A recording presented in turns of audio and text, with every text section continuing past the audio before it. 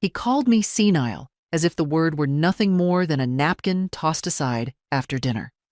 And the worst part wasn't the insult itself. No, at my age, insults lose their sharpness. It was how the room reacted. A few lowered eyes, a few awkward smiles, and one loud laugh from someone who'd been waiting for permission to laugh at me for years. I stood there with the serving spoon in my hand, the steam from the potatoes rising between us like a thin curtain. And I understood. They had long stopped seeing me as someone who hears, feels, or remembers. I placed the spoon back into the bowl carefully.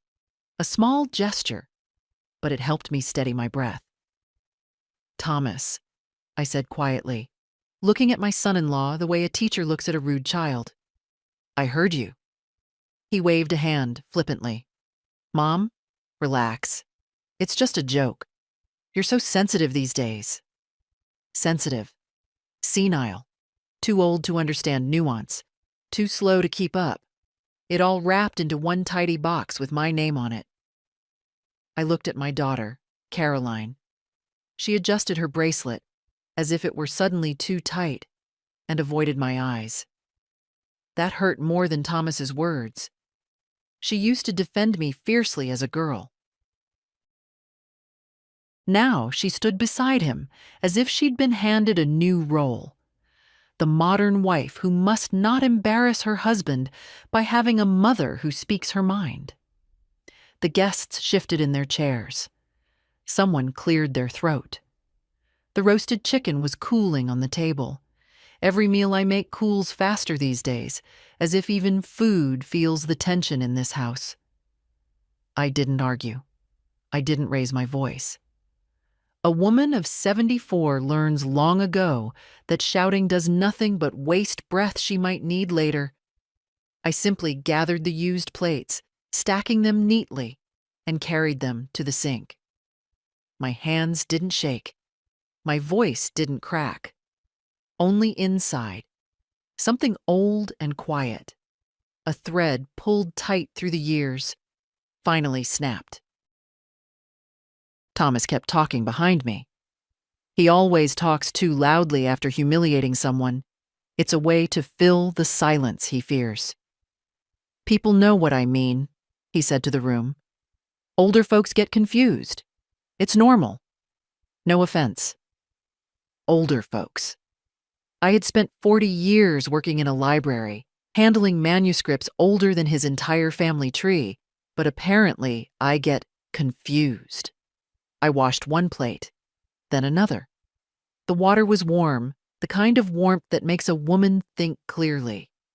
I remembered my husband. Steady, calm, never cruel. And how he used to say, "Martha, dignity isn't noise. It's choosing when to speak and when not to stay silent." For years after he passed, I tried to hold this family together with my quiet presence. I helped with down payments, car repairs, tuition fees.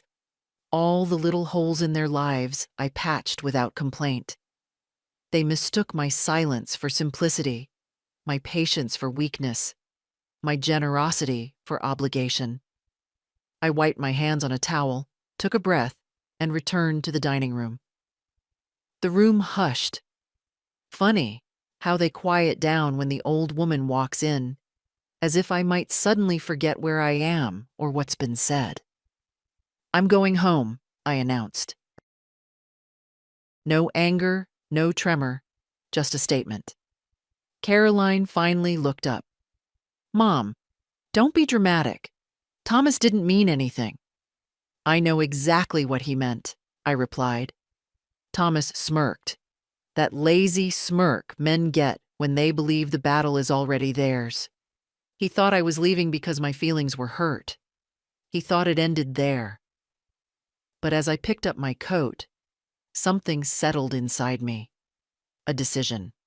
A clarity that arrives only when a woman has been pushed past the final line she spent years pretending didn't exist. They thought they knew what I would do. They thought I would go home, cry a little, forgive a lot, and return next Sunday with another casserole. But they had no idea that earlier that week, before any insult, before any raised voice, I had already met with my lawyer. And tonight, as I closed their front door behind me, I knew this. The next time they saw me in that house, nothing in it would belong to them the way they believed. The house was cold when I stepped inside, though the thermostat insisted it was 72.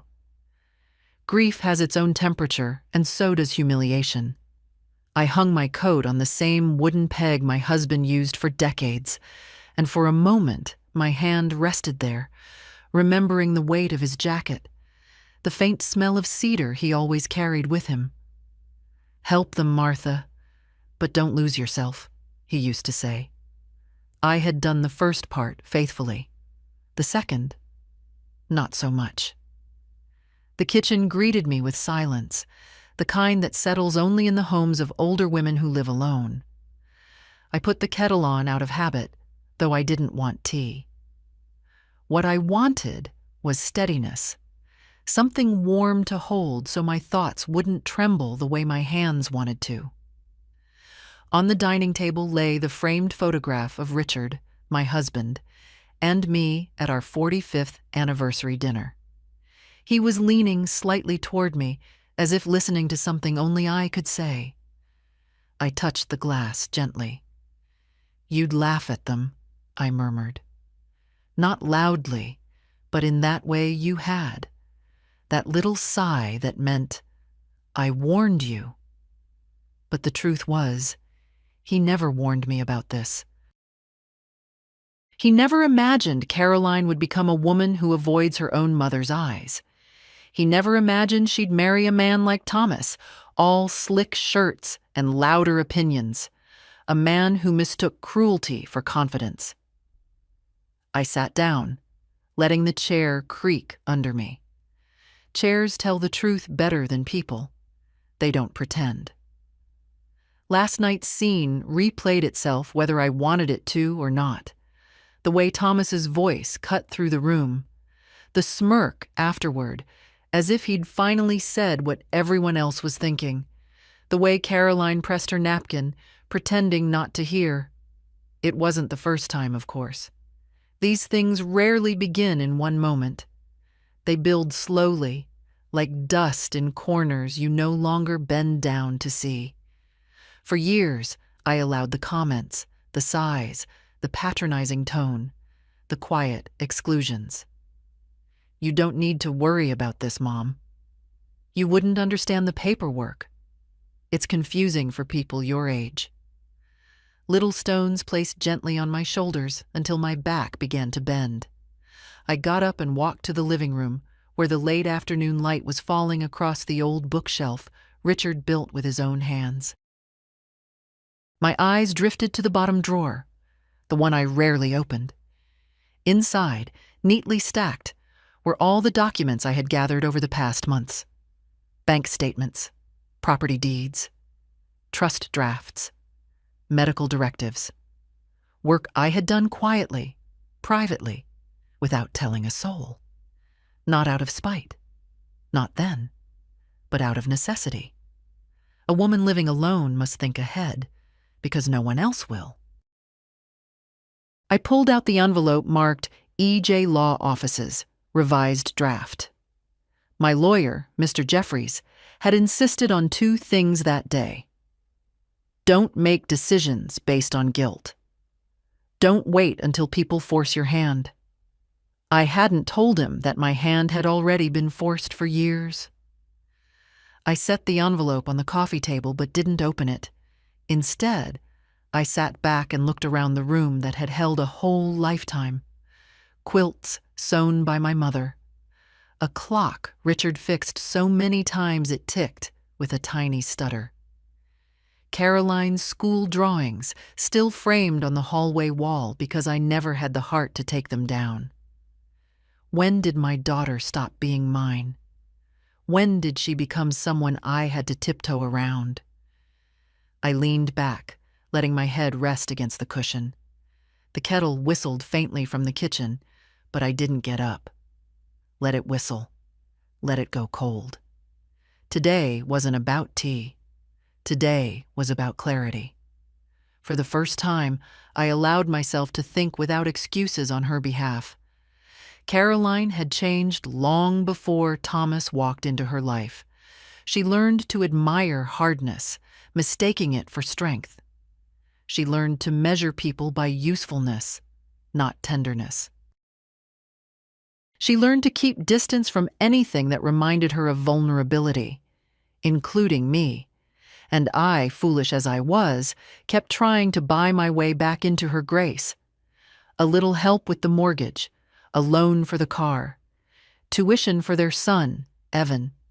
A steady trickle of money, each check written with the hope, no, the illusion, that gratitude might soften them. It never did. I closed my eyes. The house hummed quietly, and somewhere outdoors a dog barked. Life went on, indifferent to my embarrassment. But I wasn't embarrassed anymore. Not really. I was awake. Thomas's words had not crushed me. They had clarified me. As if someone wiped dust off a window I thought had been clean. I rose to my feet, slowly, deliberately. A small stiffness in my knees reminded me that age has its taxes, but it also has its freedoms. Tomorrow, I would call Mr. Jeffries. Tomorrow, I would sign the final documents. But tonight, I would allow myself the rarest luxury, to sit in my own home, in my own silence, without apology. Because dignity, I realized, isn't a gift others give you. It's something you reclaim when the world forgets you still own it. Carolyn called the next morning, though not to ask how I was feeling. She never asks that anymore. "Mom, listen," she began. Her voice clipped, already defensive, as if she'd been rehearsing. "About last night. You took things too personally." I sat at my kitchen table, the phone pressed to my ear, watching dust drift lazily in a sunbeam. Amazing how something so quiet can feel more alive than your own daughter. "I heard what was said," I replied calmly. She exhaled sharply, the kind of sigh people make when dealing with a stubborn cashier or a slow waiter. Thomas was joking. Everyone understood that. You should have stayed to finish dinner instead of making a scene. A scene. Leaving the room with a coat on my arm was a scene. I looked around my kitchen. The ceramic tiles Richard laid down himself. The curtains I stitched one winter when money was too tight for store-bought ones. Every corner whispered memories. Caroline's voice did not belong here the way it once did. "Caroline," I said softly, "when your husband calls me senile, the only scene is the one he created. Silence. Not reflective silence. The cold one. The calculating kind." "You know how he gets when he's stressed," she finally said. "You shouldn't escalate things. At your age—" She stopped too late. Those words had already landed. "At your age." I felt something like a dry twig bend inside me. Not break, just bend in a way that warned, one more inch, and it will snap. "My age has nothing to do with dignity," I said, "or respect." "Well," she muttered, "we see things differently." Oh, yes. We did. When Caroline was 13, she used to cling to my arm during thunderstorms, whispering that she'd never leave me, that she'd buy a house next door so we'd always be close. But adulthood rearranges hearts. She drifted gradually, quietly, like a boat loosening from a dock rope someone forgot to tighten. "You didn't defend me," I said, not accusingly, just naming it, like pointing at a stain on a shirt. "I didn't want to embarrass Thomas," she snapped. "He was hosting, people were watching." "I'm your mother," I reminded her, my voice steady. "Not an inconvenience on the guest list." She scoffed softly. "Mom, please don't start with guilt trips. It's manipulative." I almost laughed from the irony. Me? Manipulative. A woman who has spent decades softening every truth just to keep peace. I'm not guilt-tripping anyone, I said. I'm stating what happened. She grew quiet again, but this silence felt different. The silence of someone who realizes the conversation isn't going the way they planned. So what now? She asked. Are you going to hold this over us forever? No, I said. I don't hold things. I release them. She didn't understand. Not yet. I heard muffled voices on her end. Thomas, of course, asking something in that irritated bark he uses when things slip from his control. Caroline covered the phone with her hand, whispered back to him, then returned to me. We want things to go back to normal, she said. But you need to stop being so sensitive. You're making things bigger than they are. Normal, sensitive, senile. All synonyms, apparently, in the dictionary of people who outgrow the ones who raised them. Caroline, I said quietly, normal hasn't been good for me in a very long time. What's that supposed to mean? She asked sharply, but before I could answer, she added, Anyway, we'll come by Sunday. Maybe we can talk then. No, I said. Sunday won't work for me. The surprise in her voice was almost comical. Why not? Because Sunday, I would be at my lawyer's office, signing the final will. The one neither she nor Thomas imagined existed. The one that didn't include them the way they assumed. But I didn't say any of that. I simply said, I have plans. Plans? Caroline repeated, as if the word didn't belong in the vocabulary of a 74-year-old woman. Yes, I said. Plans. She went silent again, the longest silence yet, then curtly, Fine, we'll reschedule. No apology, no remorse, not even a shadow of self-reflection, just entitlement, smooth, polished, effortless. Take care, I told her. She hung up without saying it back. I set the phone down and sat for a moment, breathing in the stillness of my own home. My chest didn't ache. My hands didn't shake. Instead, I felt something new bloom quietly inside me. Something steady, something warm, something I hadn't felt in years. Resolve. Respect for myself. The kind I'd misplaced along the way while trying to keep peace in a war no one else acknowledged. I folded my dish towel, smoothed its corners, and thought, they think last night was the end of it. They have no idea it was only the beginning. I woke early the next morning, long before the sun bothered to climb over the rooftops. At my age, you don't sleep the way you used to. Rest becomes lighter. Thoughts become heavier. I lay there for a while, listening to the faint ticking of the hallway clock. It had ticked through births, deaths, holidays, disappointments. It ticked the same now as if nothing had shifted in my world. But everything had. I rose slowly, joints arguing with me the way they do most mornings, and went to the kitchen. I brewed coffee, not because I needed the caffeine, but because the ritual itself steadies me. Scoop, pour, wait. A simple order in a life where so much had slipped out of order. I carried my cup to the window and sat at the small table Richard built decades ago, the one with a faint scratch from the time Caroline dropped a fork during one of her childhood tantrums. That memory felt like it belonged to someone else's daughter. The girl she used to be and the woman she is now. I often struggle to reconcile them. Outside, the neighborhood was waking. Mrs. Farnham across the street was already sweeping her porch. Her life is simple, quiet. No grown children demanding loans, no son-in-law evaluating her worth by how little she inconveniences him. Some might pity a lonely widow. They don't understand. Loneliness is not the worst fate. Being surrounded by people who treat you poorly, that is far lonelier. I sipped my coffee and looked around my living room. The quilt my mother made, frayed at the edges. The photograph of Richard holding our newborn daughter. The sofa we bought second-hand during a year we could barely afford groceries.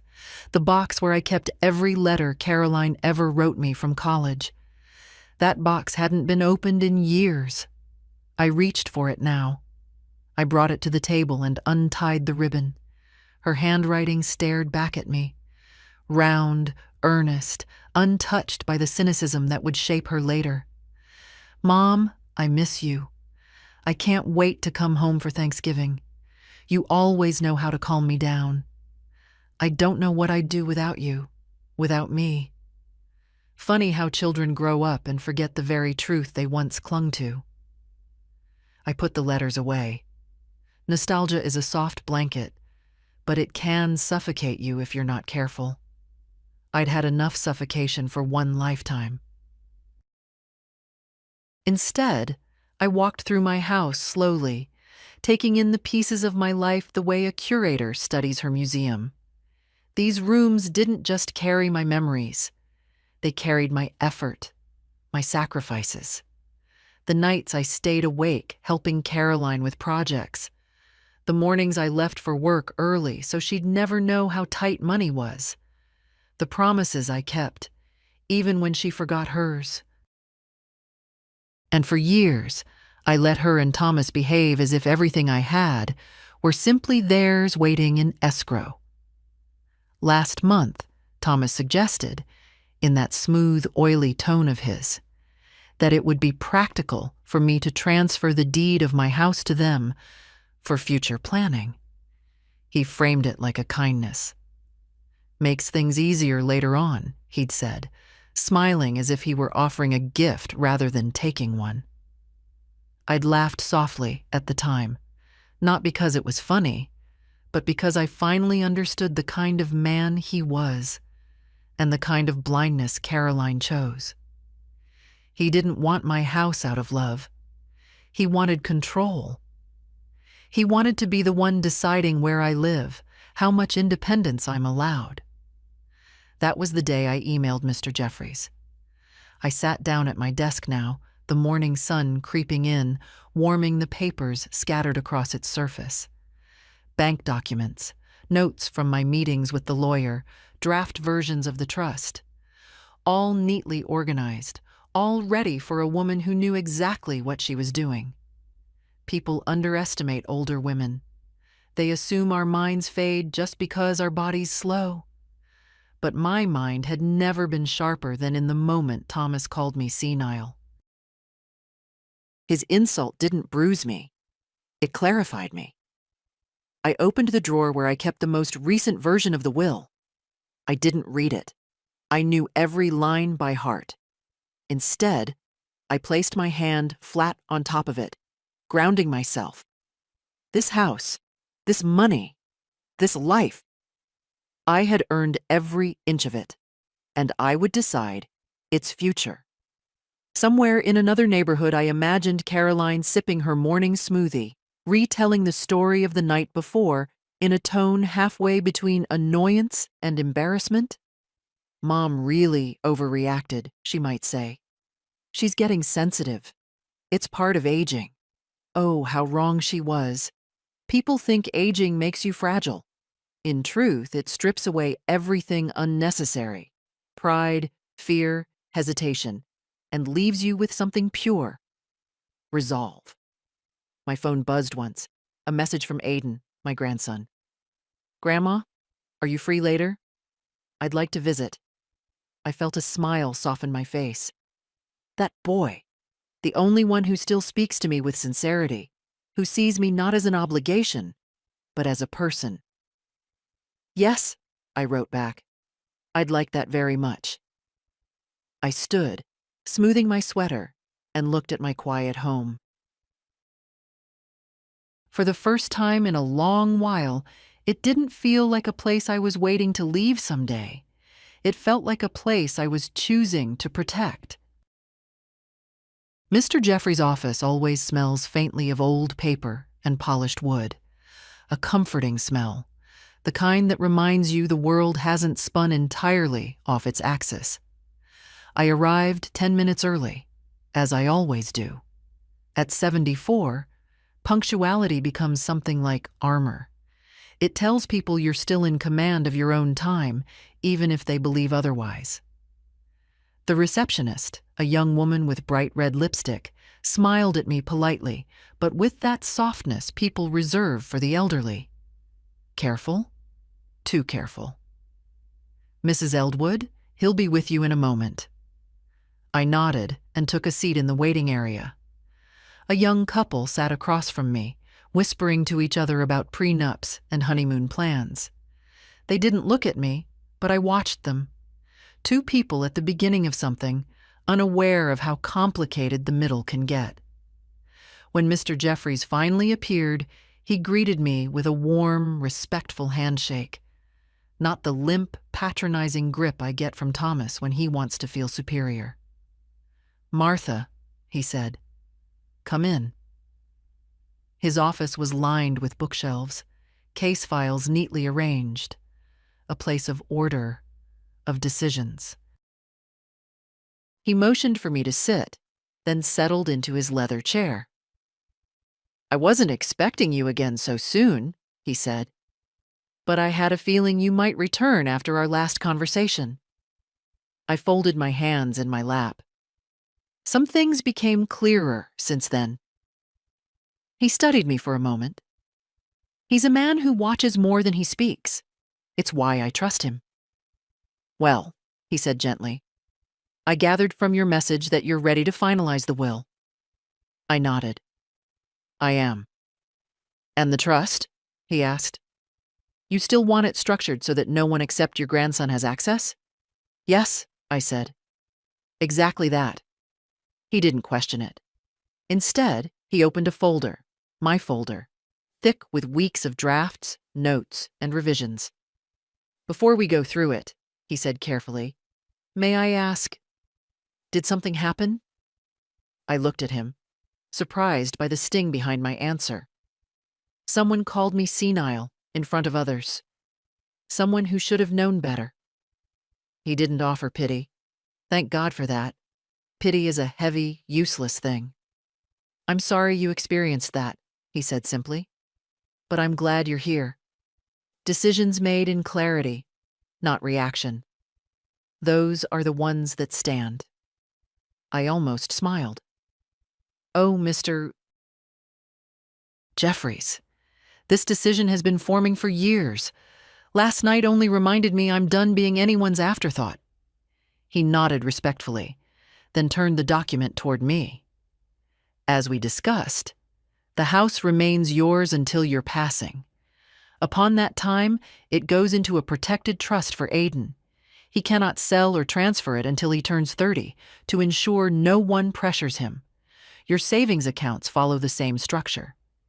Medical directives designate him as your health proxy, if you're still comfortable with that." I felt a warmth move through me. Yes, he's the only one who listens. "And your daughter?" he asked cautiously. "Do you want to leave something symbolic?" I thought about the woman who used to braid my hair when she was a child, who once sobbed on my shoulder over her first heartbreak. The woman who now winces when I speak too long at dinner, who defends a man who belittles me. "I'll leave her a letter," I said finally. "But not money." He closed the folder with a soft thud. A letter carries more weight than a check in cases like these. I breathed out slowly. Not relief, certainty. "Now," he continued, "I'll need your signatures on several pages. We'll notarize them today. After that, no one can contest this without serious legal grounds." That mattered. Thomas is the kind of man who believes persistence is the same thing as entitlement. I had no interest in giving him loopholes. He slid the first page toward me. My hand hovered for a moment, not from doubt, but from the realization of how long I had postponed this. How many times I'd quieted my own needs so others could feel comfortable.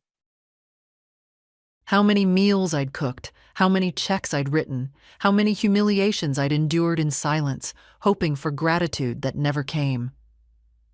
I picked up the pen. My signature came out steady, cleaner than I expected. "One more here," he said, and another, and another. Each line felt like a stitch, repairing something inside me I hadn't known was torn. When we finished, Mr. Jeffries gathered the papers with reverence. "Well, Martha," he said softly, "you've done something today that many people never find the courage to do." I met his eyes. I didn't do it for courage. I did it for peace. "That," he said, "is courage." I stood slowly, my knees protesting as they always do, and he walked me to the door. "If anything changes," he added, "you call me. But from this point forward, everything is legally sealed." Outside, the daylight felt sharper, as if the world had come into better focus. I walked down the steps of the law office with a steadiness I hadn't felt in years. Not triumphant, not vengeful, just settled. Not because I'd punished anyone. That was never the point. But because, for the first time, I had chosen myself. Aiden arrived just after lunch. Tall, a little awkward in his movements, always ducking his head to kiss my cheek, as if afraid his height might overwhelm me. He smelled faintly of laundry detergent and library books. His presence brought a softness into the house I hadn't felt in a long time. "Grandma," he said, stepping inside and setting his backpack by the door. "You all right? You sounded different this morning." Different. He noticed. Out of everyone, he noticed. "I'm fine, dear," I said, smoothing my sweater and trying not to smile too much. "Sit down. I'll make tea." He followed me into the kitchen and leaned against the counter while the kettle heated. "Mom said you left dinner early last night," he said carefully. "She said Thomas made a joke you didn't like." A joke. That's what she'd called it. I reached for the teacups, the good ones, not the everyday ones. I don't know why. Maybe because Aiden makes me feel like someone worth serving something delicate to. "Thomas didn't make a joke," I said quietly. "He insulted me. And your mother didn't correct him." Aiden's jaw tightened. He tried to hide it, but I saw. That boy doesn't hide emotion well. It lives right on his face, honest as morning light. "Grandma," he said slowly, "I'm sorry." I waved him off. "You didn't do it." "No," he said, "but someone should have apologized. Someone should have stood up for you." His words settled inside me like a warm stone, heavy but comforting. I placed the cups on the table, poured tea, and sat across from him. "You've always seen me clearly," I told him. He shrugged, looking down. "You raised me. You're the only one who ever listened." I watched him sip his tea, careful, respectful, and felt something shift inside me, the same shift I'd felt when signing the will. A quiet knowing. "Aiden," I said, "tell me honestly, how do your parents treat me when I'm not around?" He froze, then sighed. A real sigh, not the polished one Caroline uses when she wants to end a conversation. "They don't talk badly about you," he said. "Not directly, but they dismiss you. Like you don't understand things. Like you're a burden." Burden. There it was. The word I'd felt pressed against me for years, finally spoken aloud. "They think you're too fragile," he continued. "Too old-fashioned." Mom says you get overwhelmed. Thomas says you shouldn't live alone anymore. I closed my eyes briefly. I knew they thought these things, but hearing them in someone else's voice tightened something in my chest. When I opened them, Aiden was watching me closely. But I don't think that, he added quickly. Not for a second. I know. My voice was softer than I expected. You've never treated me like I'm fading. He smiled. Shy, boyish, the way he did when he was 12 and brought me a broken alarm clock to fix because he believed I could fix anything. Grandma, he said hesitantly, can I ask you something? Do you still plan to leave the house to Mom someday? She talks about it like it's certain. I set my teacup down. Slowly, deliberately.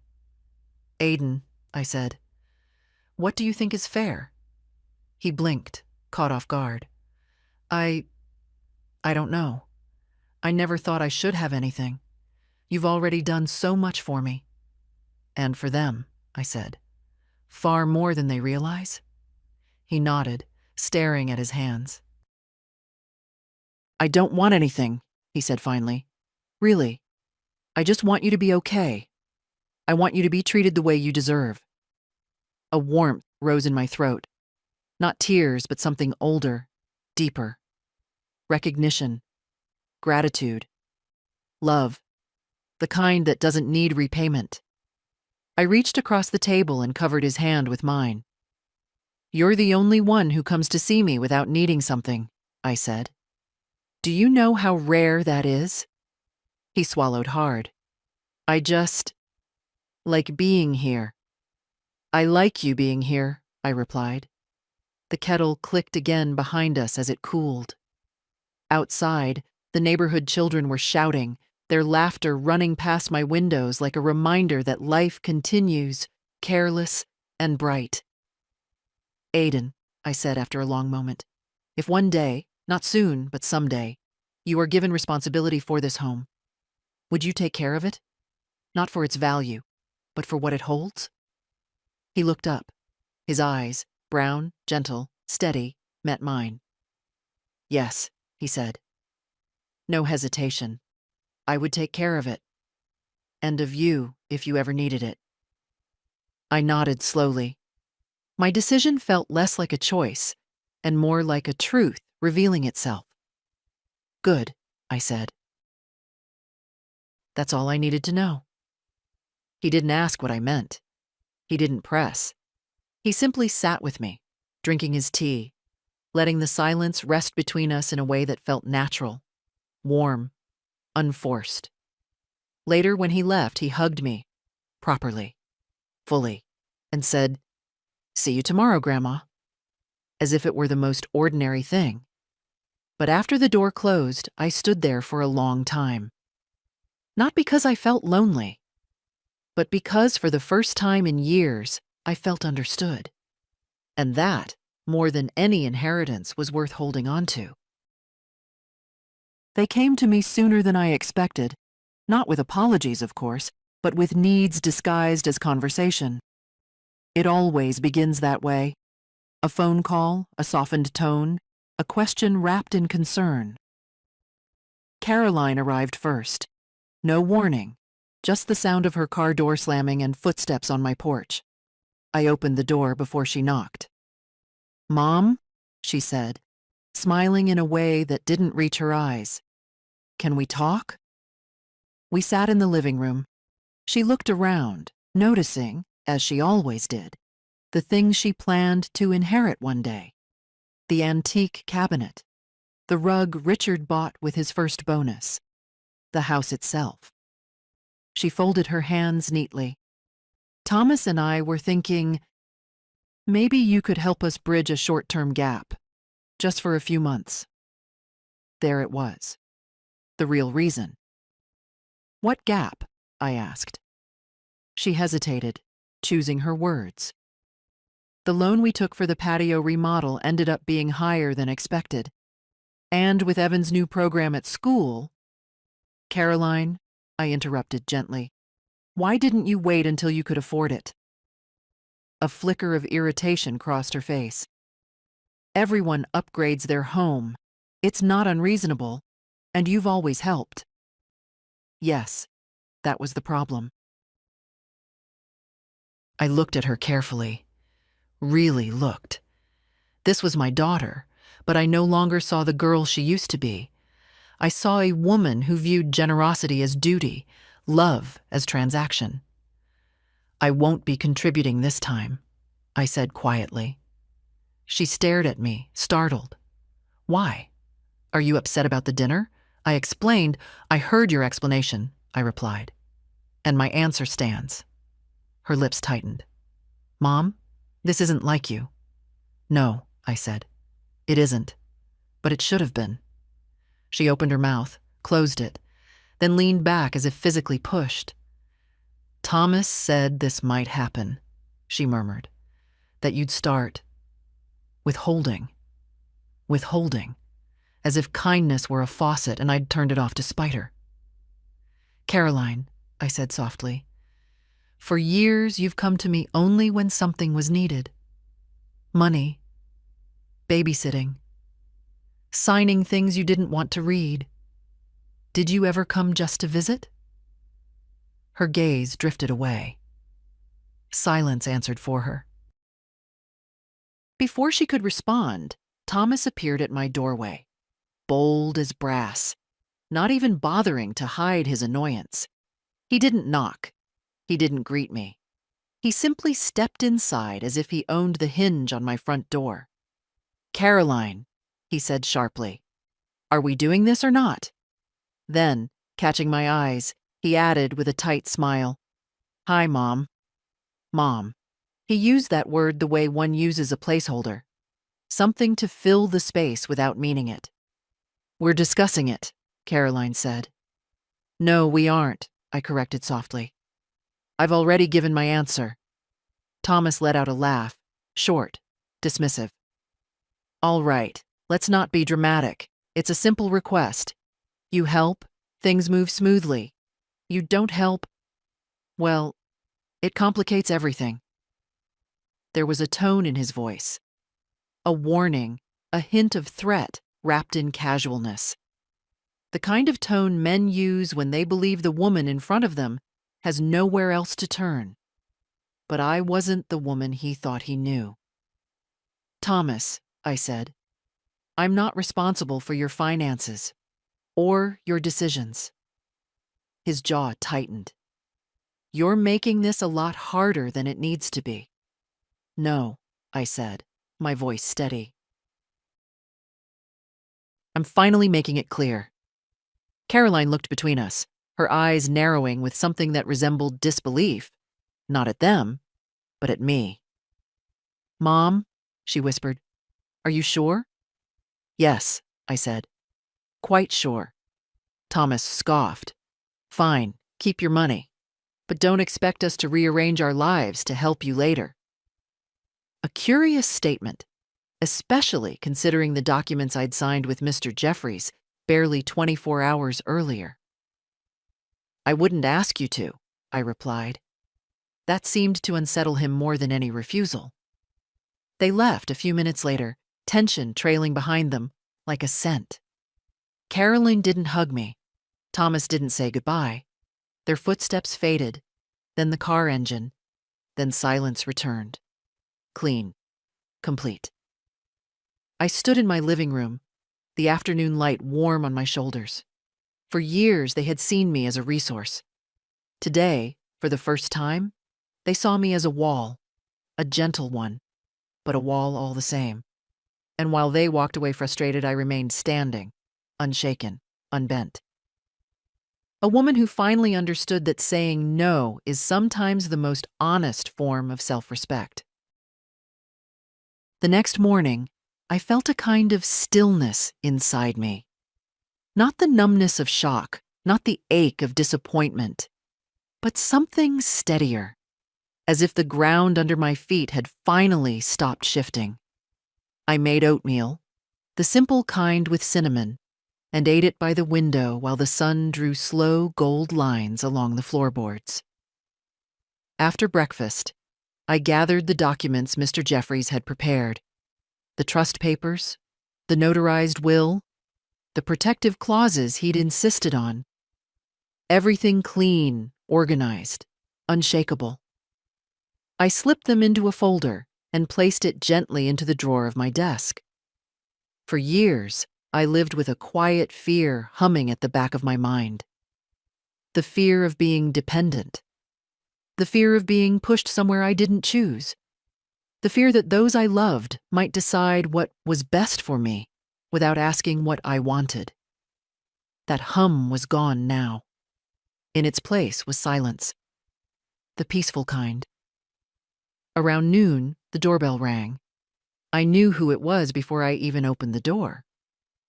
Mr. Jeffries stood on my porch, hat in hand, the cool autumn wind tugging at his coat. "Mrs. Eldwood," he greeted. "I was in the neighborhood." "Thought I'd drop off the finalized copies in person?" I stepped aside to let him in. "You drove 20 minutes out of your way to bring paper?" "Important paper," he corrected gently. "And I prefer not to entrust these things to postal carriers who fold everything in half." I smiled despite myself. He placed the folder on the kitchen table and sat when I gestured for him to. "You're certain about every clause?" he asked. "There's still time to adjust." "I'm certain," I said. "More certain than I've been about anything in years." He nodded, leaning back slightly. "Then today, we'll review everything once more, line by line. After that, there will be no ambiguities." Ambiguities. A polite word for the loopholes Caroline and Thomas would try to pry open if given the chance. He opened the folder. "The trust activates immediately," he said. "You remain full owner and decision-maker while living. Aiden has future stewardship under the protection of the court. No one else can intervene. Not your daughter. Not your son-in-law." I breathed in slowly. Even hearing it aloud felt like placing a final stone into a foundation. He continued, "Your daughter receives a personal letter, sealed, not legally binding, but emotionally clear." "Yes," I said quietly. "It's all I owe her." "And Thomas?" he asked delicately. "I owe him nothing," I replied. He nodded once, not approving or judging, simply acknowledging the truth of it. When we finished, he closed the folder and placed his hand atop it. "Mrs. Eldwood, may I say something?" I looked at him, waiting. "I've worked with many families over the years.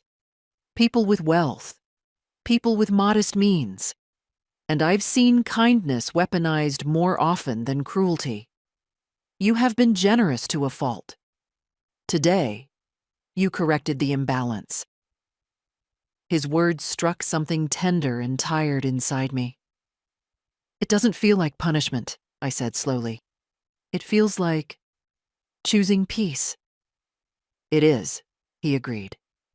He stood, adjusted his coat, and prepared to leave. But before stepping out, he turned back.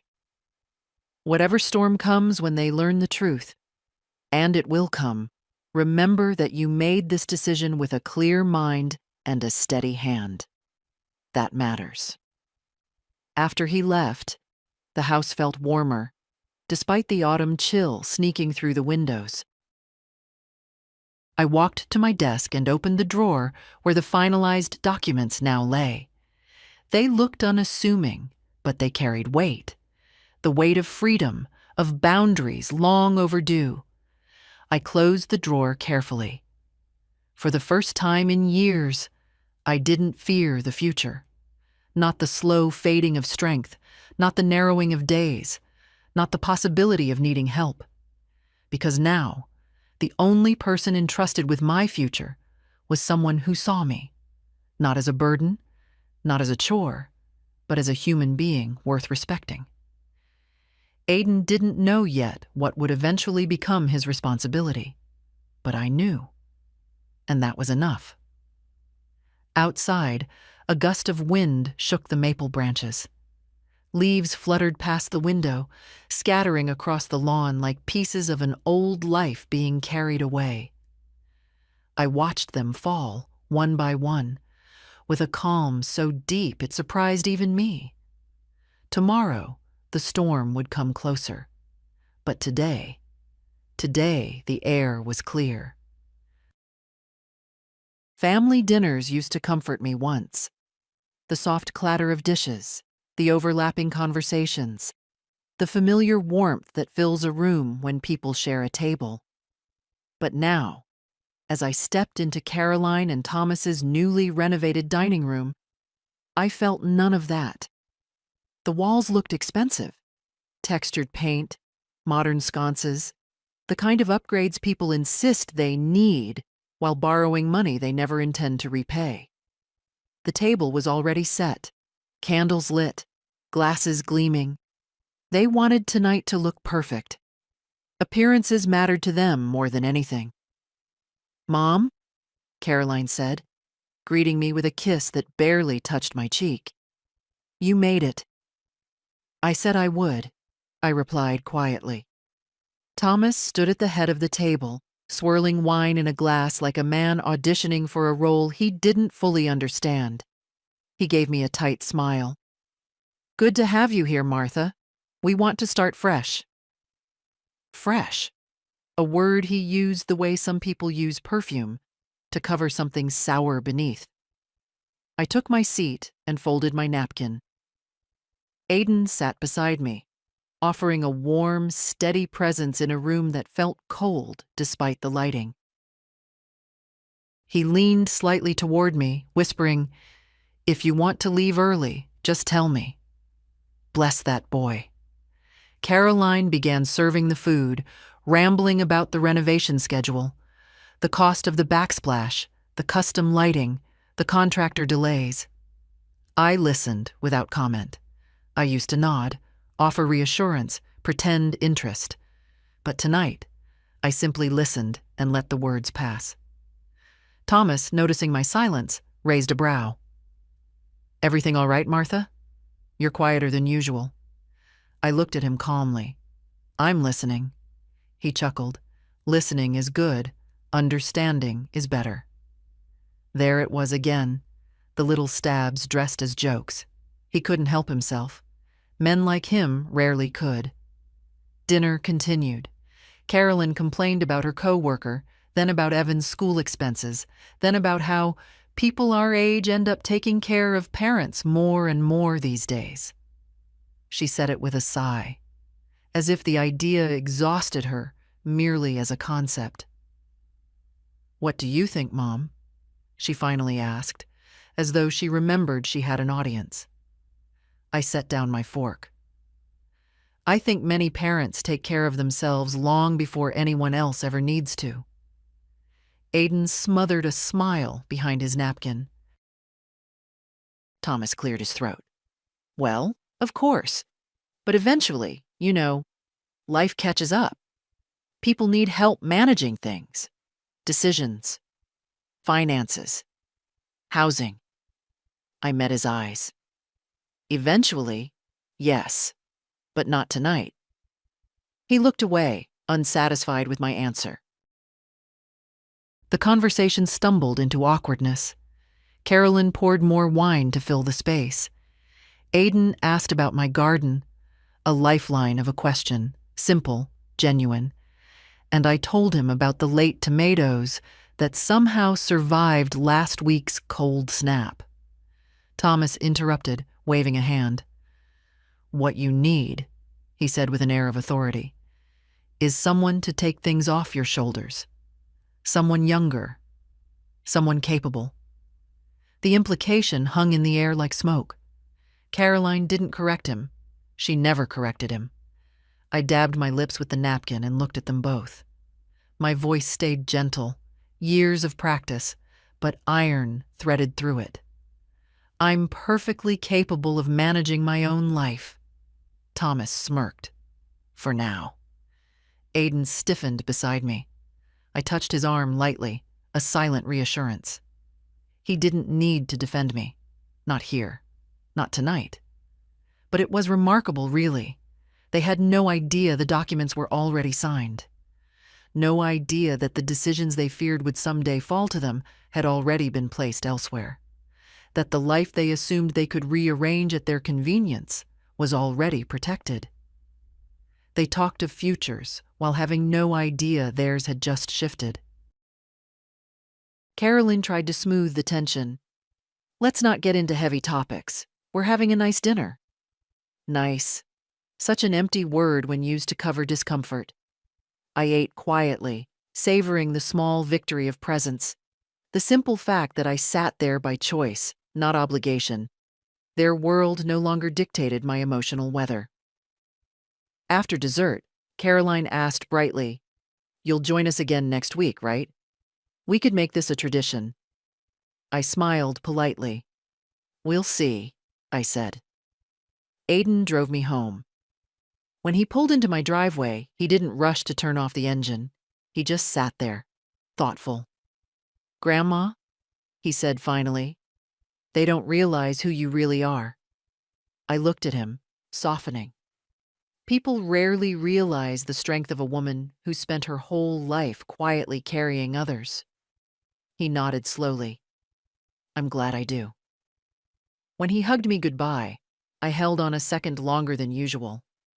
Inside my house, the air welcomed me back like an old friend. They had tried to dress the evening in normalcy, in forced politeness, in polished words. But I had seen clearly. They weren't worried about me. They were worried about losing control. And soon enough, they would understand they never had it. The letter from the bank arrived on a Tuesday, tucked between grocery flyers and a charity envelope. At first, I didn't notice anything unusual. The envelope looked ordinary, plain white, the kind banks use for monthly statements. I almost set it aside. But something, a heaviness, a faint tug of intuition, made me open it right away. Inside was a printed notice. "We attempted to verify the requested access update to your primary savings account. Please contact us to confirm the changes." Requested access update, my savings account. I read the line twice, slowly, letting each word settle. I hadn't requested anything. A cold, steady understanding washed over me. Not surprise. I had lived too long, seen too much, to be surprised by certain things. But disappointment, yes, a kind that lands deep in the bones. I called the number at the bottom of the page. A polite young man answered. "Mrs. Eldwood, we received a digital request yesterday morning to add an authorized user to your account, a Thomas Harding." Harding. Thomas. My son-in-law had attempted to place himself on my savings. "Did the request come from my device?" I asked. "No, ma'am," he said. "It originated from an IP address registered to Mr. Harding." Of course it did. I thanked him, asked that the request be permanently blocked, and hung up. No anger rose inside me. No panic. Just confirmation. Another stone placed neatly onto the pile of reasons I'd made the decisions I had. Still, I sat for a long time in the quiet house, the letter resting on the table like a witness. After everything, after the dinner insults, after the financial demands, after years of soft dismissals, he had finally taken the step I always knew he'd take if given the chance. He didn't want my house someday. He wanted my resources now. I folded the letter and placed it into the folder in my desk drawer, right beside the signed will and trust documents. The drawer closed with a soft click, a sound that comforted me more than I expected. Later that afternoon, Caroline called. "Mom," she said breathlessly, "Thomas told me the bank reached out. He said something must have been misfiled. They probably mixed up accounts." Interesting how quickly she knew. "Nothing was misfiled," I said. The bank confirmed he submitted the request. Silence. Sharp. Brittle. He was only trying to help, she insisted. You have so many accounts, and sometimes you forget things. I forget nothing, I replied, and I did not authorize anyone to access my money. Her tone shifted, defensive turning into accusatory, as if cornered animals lived inside her words. Why are you being like this? You're acting as if we're the enemy. I exhaled softly. I didn't say you were. I simply said no. You're becoming difficult, she snapped. This isn't the mom I know. I almost laughed at that. She didn't know this version of me because she had never allowed her to exist. I am still your mother, I said calmly. But I am not your resource. She scoffed. Thomas was right. You're getting impossible to deal with. I didn't respond. There was nothing left to say that wouldn't burn both of us. She rambled a little longer, layering excuses over excuses, until even she seemed unsure which one she wanted me to believe. When she finally hung up, the house returned to its stillness, a loyal companion. I walked to the living room and looked at Richard's photograph. His familiar, patient expression met mine. Well, I said quietly, here we are. Another truth laid bare, another mask fallen, and with every unveiled intention, every little betrayal that came to light, the path ahead became clear, beautifully, irrevocably clear. They weren't ready for what would come next, but I was. When the invitation arrived, it came not from Caroline, not from Thomas, but from some distant cousin of theirs who had no idea she was being used as a messenger. Family gathering, the card read, to discuss the estate paperwork left after Richard's passing. Estate paperwork. They made it sound as if this were a routine administrative meeting, just a few signatures, a few clarifications. But I knew better. They expected me to walk in unprepared, still fragile from the argument, still unsure of my own ground.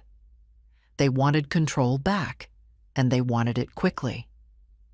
The gathering was set for Saturday afternoon at their house, the same renovated house with its new floors and hollow warmth. I arrived precisely on time, not a minute earlier, not a minute later. Punctuality unsettles people who rely on catching you off balance. Thomas opened the door. His smile was stiff, practiced. Martha, he said, glad you could make it. We're all in the living room. I stepped inside. The air felt staged, candles burning, soft violin music playing, as if politeness could rewrite the past weeks. Caroline was seated on the couch, flipping anxiously through a thin folder. She looked up at me with an expression that tried to be welcoming, but worry tugged at the corners of her mouth. You made it, she said, rising to kiss my cheek. Her lips were cold. Across the room sat two more people, their accountant, whom I vaguely recognized, and a woman in a blazer, perhaps here to look official, to give the illusion of legitimacy. Aidan sat in the corner, tense, hands clasped tightly. When our eyes met, he gave the faintest nod. He knew something was wrong. He always did. Thomas cleared his throat, assuming the role of conductor. So, he began, we've gathered to finalize some things regarding the estate. Dad's paperwork was messy, and before we move forward with anything else, we need Mom's cooperation. Mom's cooperation.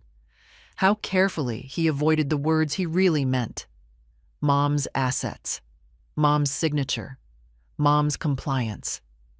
The accountant opened the meeting with practiced charm. Mrs. Eldwood, we want to ensure everything is structured properly.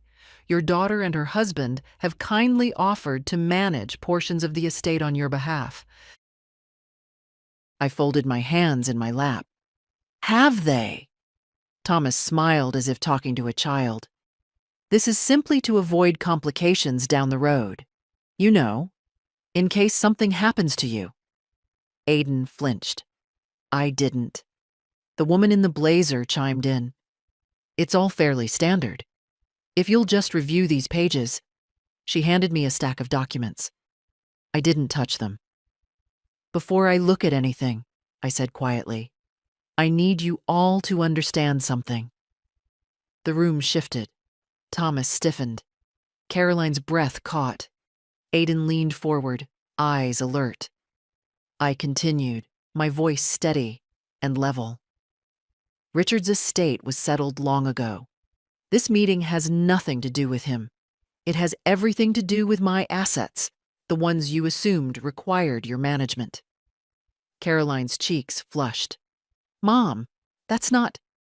I already met with my lawyer, I said, cutting through her protest gently. Everything has been finalized. Completely. Legally. Permanently. The accountant blinked.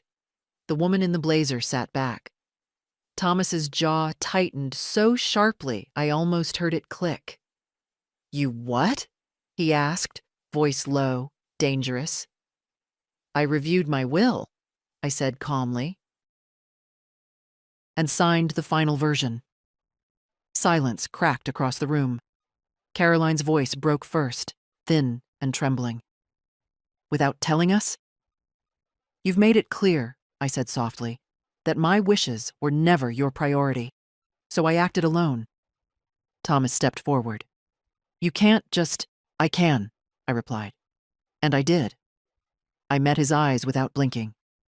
And whatever you plan to persuade me into signing today will not be happening. Aiden inhaled sharply, not out of fear, but relief. Caroline sank into the couch, staring at me as if seeing someone she never bothered to know. Thomas's face drained of color. The first crack in their certainty had appeared. And it was only the beginning. The room seemed to contract after my words, as if the walls themselves understood what had just shifted. Thomas stood frozen, the tendons in his neck pulled tight, his grip on the back of a chair whitening his knuckles. Caroline stared at me as though trying to recognize a language she once spoke but had forgotten. The accountant cleared his throat. Perhaps we should clarify what Mrs. Eldwood means. I turned to him gently. It's simple. My affairs are no longer your concern. I looked at Caroline and Thomas. Any of you. A faint sound tore through the room. Caroline's attempt to swallow whatever surged up her throat. Mom, she whispered, you didn't tell us a thing. You never asked, I said. Not in years. You only asked for what I could give you. A flicker of shame crossed her face. There and gone. Thomas recovered first. Of course he did. We'll contest it, he said sharply. If you've been influenced, pressured, or confused. Aiden shot to his feet. Confused? His voice cracked the air like a sudden current. You humiliated her, tried to access her accounts, and now you're calling her confused? Stay out of this, Thomas snapped. This is family business. I am family, Aiden said, the quiet fire in him rising. Maybe the only one acting like it. Thomas turned to me, using that slow, measured tone he thought made him sound reasonable. Martha, let's talk privately. No, I said, my voice steady as a held breath. Whatever you intend to say, you can say in front of everyone. He hesitated, because men like him only thrive in corners, not in light. The lawyer, a woman I didn't know, cleared her throat softly. Perhaps, she began, we should at least understand the structure of this new will. I nodded. Very well. Their eyes snapped toward me, hungry for details, terrified of them too. It's brief, I said. Clean. No shared authority. No joint access. No obligations placed on those who've shown none. Caroline blinked rapidly. And the inheritance? Her voice wavered between dread and disbelief. Did you leave anything? For us? I looked at her, not unkindly, but truthfully. You'll receive a letter. Thomas scoffed. A letter? Is this a joke? No, I said. It's clarity on paper. He stepped forward, anger simmering just beneath his skin. You're making rash decisions out of spite. I shook my head. I made quiet decisions out of years. The room stilled. Then what about the house? Caroline whispered. You always said. I said many hopeful things, I answered, but hope is not a contract. Aiden lowered himself back into his chair, stunned, humbled, and somewhere behind his eyes, deeply relieved. Thomas sputtered. So what? Your grandson gets everything? That boy? He's 22. He barely knows how to run his own life. I felt my spine straighten. And yet, he's the only person here who treats mine with respect. Caroline reached for the folder in her lap with trembling fingers, as if searching for something that would contradict me, undo me, prove me mistaken. But there was nothing there except her own fear of losing what she assumed was promised. Mom, she said quietly, you blindsided us. No, I said, you blinded yourselves. A long silence followed, heavy, stretching, reshaping the room. The accountant finally spoke, voice subdued. Well, in that case, I suppose this meeting has no legal purpose. Correct. Thomas glared at him. We are not done. Oh, we are, I said, rising slowly but firmly. For years, you counted my silence as agreement. Today, you learned the cost of that mistake. Aiden stood too, ready to walk me out. I looked once more at Caroline, her face pale, her hands frozen, her world suddenly smaller than she'd imagined. I didn't do this to punish you, I said softly. I did it because dignity is not something I'm willing to negotiate anymore. Then I stepped toward the door, feeling the shift in the air behind me, the sound of certainty cracking, the weight of consequences settling, the beginning of a reckoning neither of them had expected. And as Aiden held the door open, I understood. They thought the will would secure their future. Instead, it revealed my own. Aiden drove me home in silence, not the uneasy kind, but the kind that wraps itself around two people who understand the weight of what just happened. When he walked me to the porch, he lingered, as though unsure if he should say more. Grandma, he murmured, are you all right? I am, I said. And for the first time in a long while, it was entirely true. He squeezed my hand, then left, promising to visit tomorrow. I watched his car disappear down the street, the taillights fading into the early evening. When the silence settled again, it felt gentler than usual. Earned, not imposed. But peace rarely stays untouched. Not an hour later, I heard the sharp, hurried knock on my door. A knock that carries ownership, not respect. I opened it to find Caroline and Thomas on my porch. Caroline's face was blotchy from crying. Thomas's was tight, furious, barely holding itself together. Mom, Caroline said, stepping forward, we need to talk. I didn't move aside. I simply looked at her, waiting to hear what tone she'd chosen for this confrontation. Thomas pushed past her. What you did today was unacceptable. What I did, I answered calmly, was lawful. He waved his hand dismissively.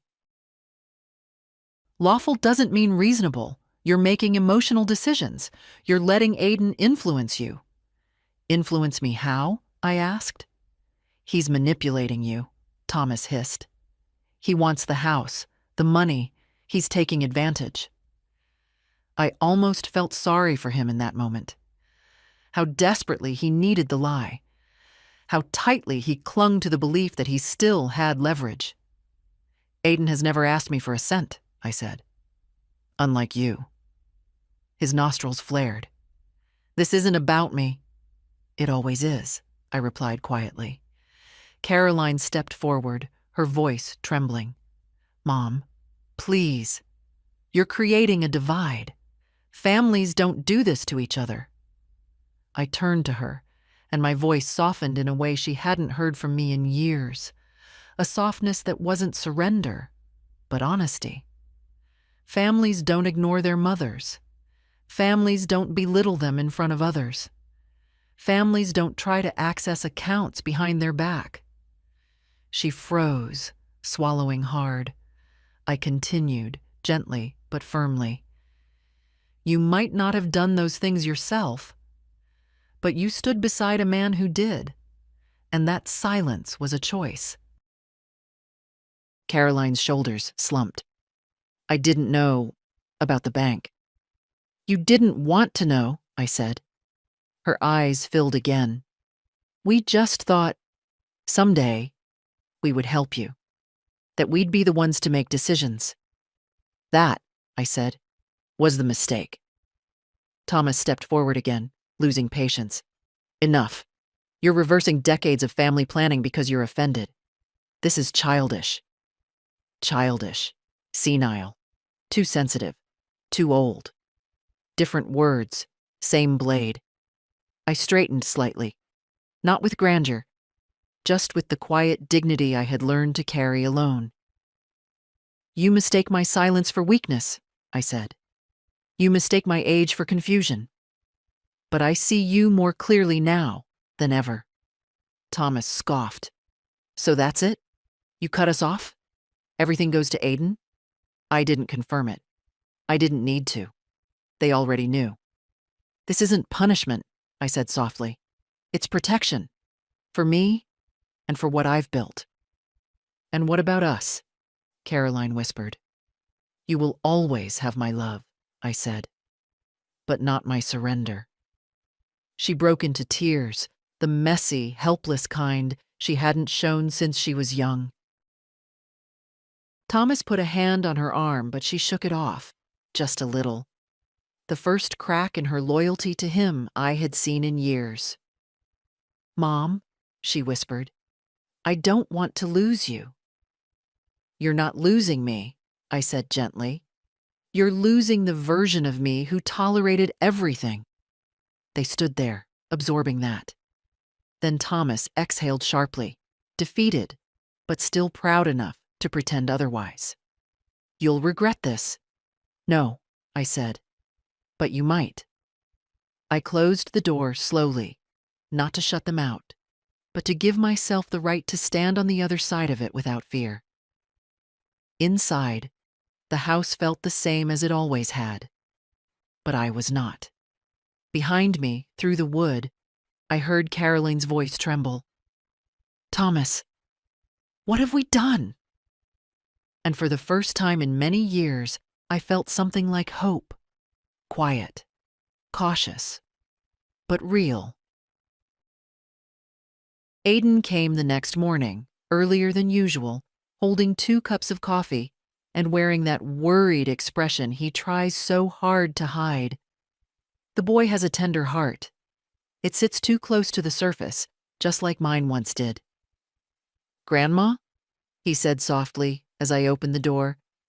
"Mom told me they came by last night. Are you okay?" "I'm fine," I answered, stepping aside to let him in. "Sit with me. The morning is quieter when you're here."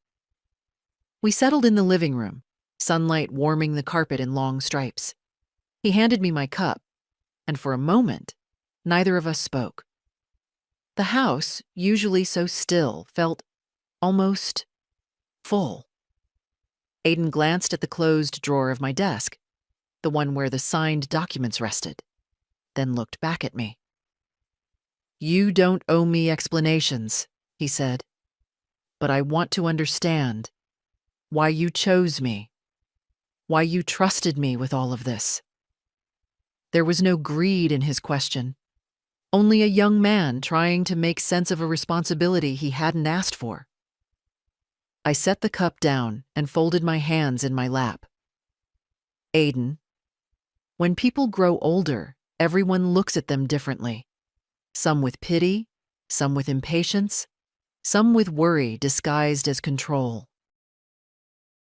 But you, I paused, letting the truth settle between us. You look at me, not past me, not around me. You see me. His eyes softened, and he leaned forward slightly, listening the way only he does, with his whole presence. You've never made me feel small, I continued. Never made me feel like a burden. Even when you were little, you spoke to me as if my thoughts mattered, as if my age wasn't something to step over. He let out a breath. Of course you matter. You always have. I smiled. A real smile. The kind I hadn't felt in months. Your parents. They love themselves more than they love understanding anyone else. And I spent years shrinking so they wouldn't feel crowded by me. Aiden's brows knit, pain and anger flickering through him. They shouldn't treat you like that. But they did, I said gently. And instead of teaching them how to love me properly, I tried to make myself easier to love. He was silent for a long moment. Grandma, he said, I don't know how to take care of a house, or manage a trust, or do any of the things Mom and Thomas think they're ready for. I reached out, covering his hand with mine. His fingers were warm, trembling slightly. You don't need to know everything now, I said. You'll learn. Life teaches the willing. I breathed slowly, letting the next words rise from a place deep and long protected. I didn't choose you because you're perfect. I chose you because you're kind. And kindness, Aiden, kindness outlasts capability. His throat tightened. He swallowed hard. I just don't want to let you down. You won't, I said. In fact, you're the only one who hasn't. We sat quietly after that, the kind of silence that doesn't demand anything.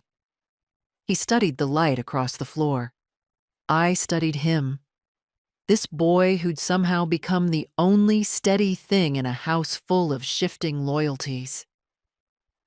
Will they hate me? He asked finally. When they find out everything? No, I said softly. They'll hate themselves, but they won't say it. He nodded, absorbing the truth like someone bracing for a storm he already hears in the distance. Do you regret it? He whispered. Any of it? I took his hand again, pressing it gently. No, I said. I regret every year I didn't choose myself, but not this. He blinked fast, not wanting to cry, not wanting to look young, but to me, he looked exactly right. You gave me something, I said. Not money, not help. You gave me the freedom to be treated with dignity again, and that is worth more than anything I signed on paper.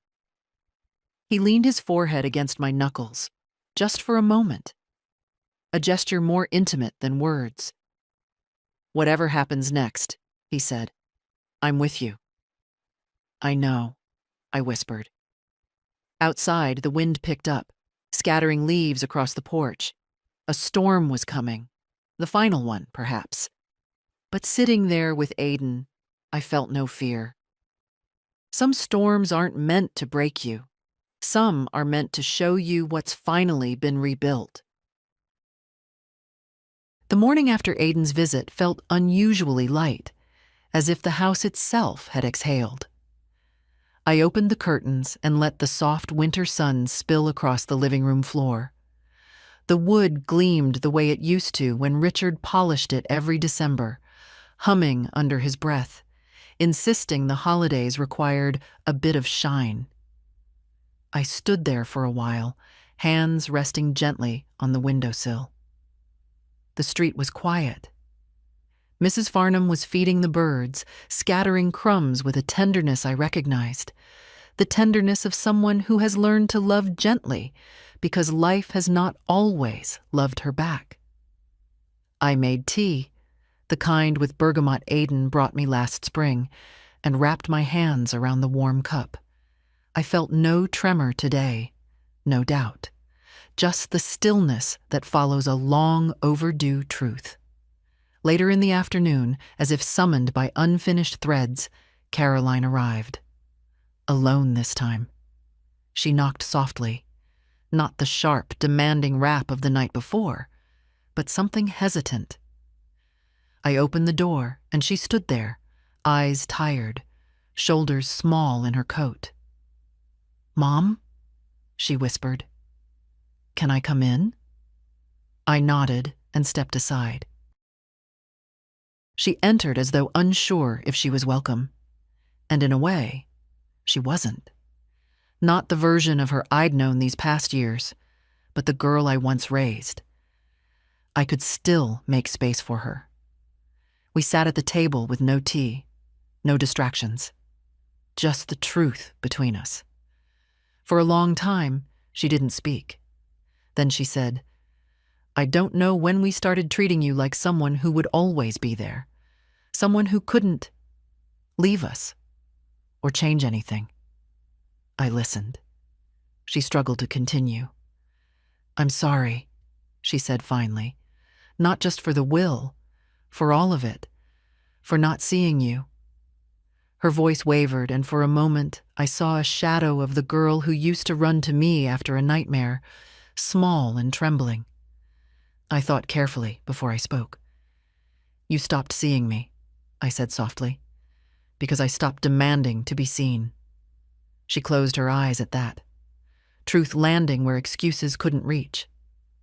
"Is it too late?" she whispered. "No," I said, "but it is different now." She nodded slowly. She understood. Love could remain, but entitlement could not. When she left, she hugged me, properly, tightly, for the first time in years. It didn't erase the past, but it acknowledged it. That's all forgiveness ever really does. As evening settled, I sat in my favorite chair by the window, tea cooling beside me, the sky bruising into shades of lavender and gold. The house was quiet again, but no longer heavy. It felt like a place reclaimed, not from others, but for myself. I thought of Richard. I thought of Aiden. I thought of the small, fierce thing inside me that had finally been allowed to live in the open. I had not chosen revenge. I had chosen dignity. And dignity, once reclaimed, does not slip quietly away again. Outside, a single bird perched on the maple branch, silhouetted against the fading light. It looked fragile, but it held its place firmly, balanced without effort. Age doesn't make you weaker. It makes you truer. I closed my eyes for a moment, letting the quiet settle like a warm shawl around my shoulders. And when I opened them again, the world felt clear. If my story touched something in you, if you've ever been unheard, unseen, or underestimated, stay with me. There are many more truths to tell,